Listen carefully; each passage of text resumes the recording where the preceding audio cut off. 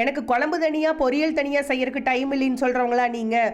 அப்போ வாங்க, இது உங்களுக்கான ஸ்பெஷல் வீடியோ. இது பொரிச்ச குழம்பு எப்படி செய்யலான்னு பார்க்கலாமா? ஃபஸ்ட்டு இதுக்கு ஒரு பேஸ்ட் ரெடி பண்ணிக்கலாம். அதுக்கு 1/4 மூடி தேங்காய் கட் பண்ணி மிக்ஸி ஜாரில் சேர்த்துக்கோங்க.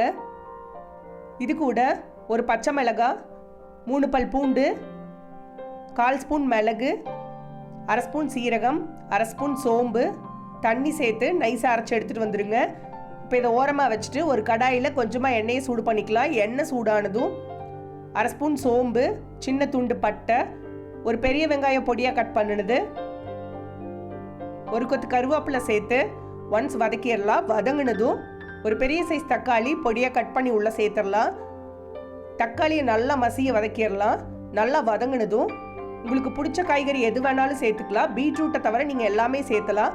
நான் இன்றைக்கி கத்திரிக்காய், முள்ளங்கி, கொஞ்சமாக மாங்காய், கேரட், உருளைக்கிழங்கு சேர்த்துருக்கேன். சேர்த்து ஒன்ஸ் நல்லா கலந்துட்டு தேவையான அளவு உப்பு, காரத்துக்கு குழம்பு மிளகாத்தூள், மஞ்சத்தூள் சேர்த்துட்டு இந்த எண்ணெயிலேயே நல்லா வதக்கிடலாம். ஒன்ஸ் வதங்கினதும் காய் வேகிறதுக்கு தேவையான அளவு தண்ணி சேர்த்து மூடி வச்சு வேக வைக்கலாம். ஒன்ஸ் காய் வெந்ததும் லைட்டாக கலந்து விட்டுட்டு வேக வச்ச முட்டையை சேர்த்துக்கலாம். இது ஆப்ஷனல் தான், நம்ம வேணும்னா சேர்த்துக்கலாம், வேண்டாம்னா ஸ்கிப் பண்ணிக்கலாம்.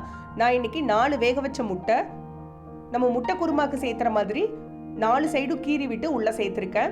அடுத்து நம்ம அரைச்சி வச்ச பேஸ்ட் தேவையான அளவு தண்ணி சேர்த்து மூடி வச்சு எகைன் இந்த மாதிரி கொதிக்க வைக்கலாம். இந்த மாதிரி நல்லா கொதிச்சு வந்ததும் கொஞ்சமாக நறுக்குன மல்லி இலையை தூவி கலந்து விட்டு இறக்குனீங்கன்னா செம்ம சூப்பரான பொரிச்ச குழம்பு ரெடி. நீங்களும் வீட்டில் ட்ரை பண்ணி பாருங்க. அறுசுவைகளும் சங்கமிக்கட்டும் அனைவரது இல்லங்களிலும்.